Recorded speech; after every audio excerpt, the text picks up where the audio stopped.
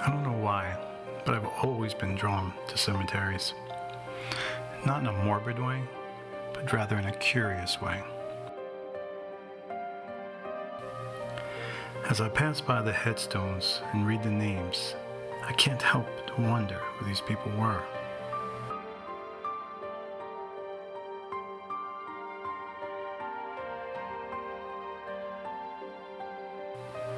What struggles had they had?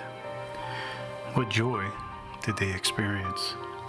Were they loved? Or did they love? I will never know these answers, nor do I think I should. Cemeteries to me are not just a memorial of those who've died, but rather a reminder to those who are still alive to live.